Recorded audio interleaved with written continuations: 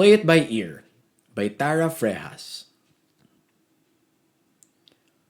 Well, they tried. Unsurprising. None of that matters anymore.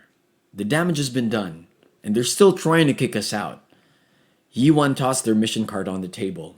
Fee picked it up, and Steven and Minchan, seated on either side of her, leaned closer to take a peek.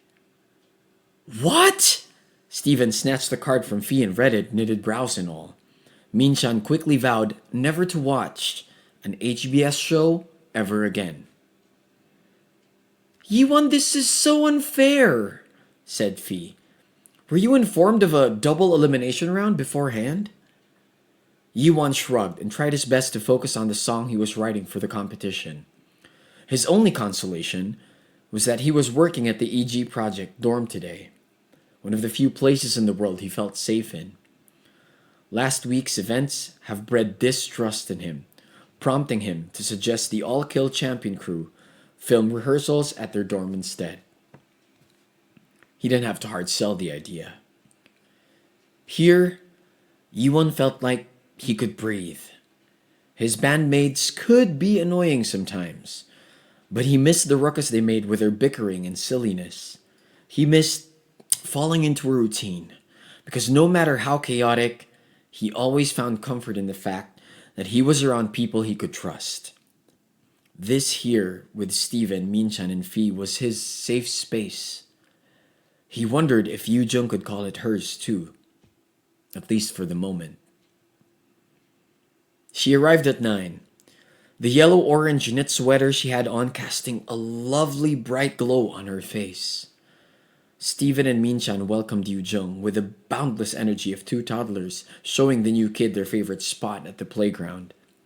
Fee, meanwhile, took care of their breakfast before leaving for a meeting at the office.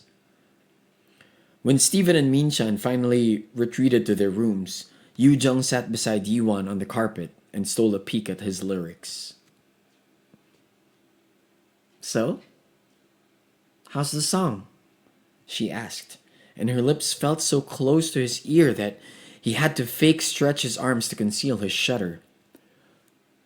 Good. I was just finishing the bridge when Minchan was giving you a tour of the fridge. Hey, that rhymed. He shrugged. I can be good with words. Show me then. Without hesitation, Yuan let go of his pen and showed her the work he's done so far, and only when he saw how engrossed Yu Jung was in his words did he feel suddenly mortified. On the pages were crossed out verses, notes on the margins, disorganized thoughts in full display. It was almost as if he allowed Yu Jung to see him naked. And it was rather unsettling. None of his worries seemed to concern her, however, as she mouthed the words on the page.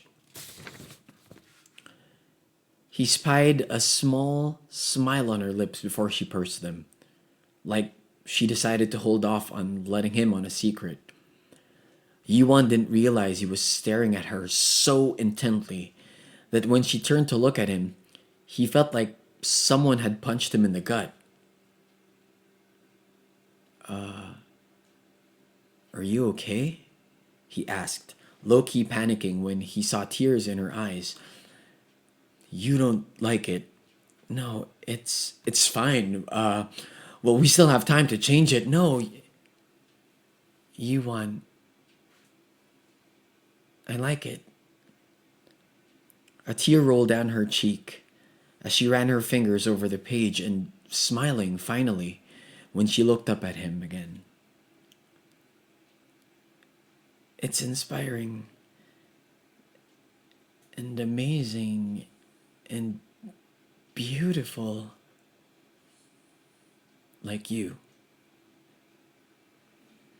Yu Jung's eyes grew wide, lips parting slightly, like she wasn't sure if she should say something in response or laugh.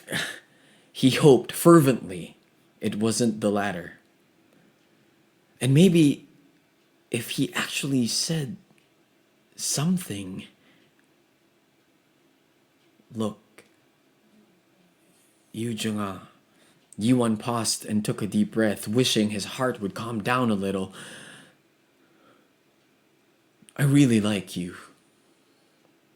He didn't need to say anything more, because those parted lips, they found his a second later, kissing him with a brazenness he wasn't at all surprised with. The corner of his mouth lifted as he kissed her in return, wanting to tell her like this how much he wanted her. But she pulled back, abruptly, and inched away, confusing him.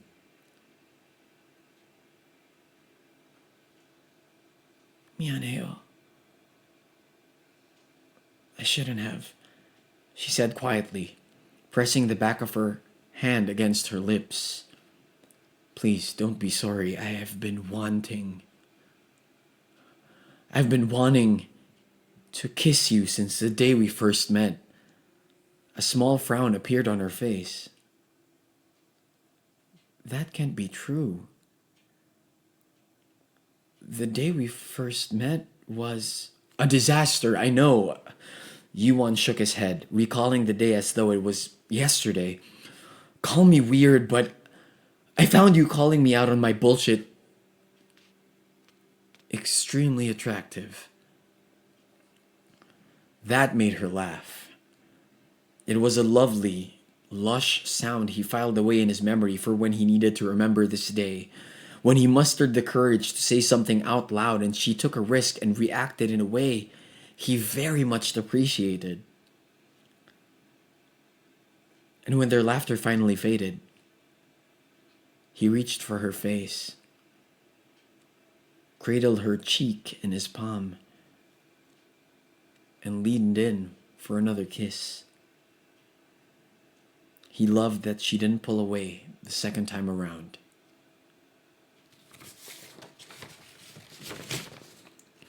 Play It By Ear by Tara Frejas.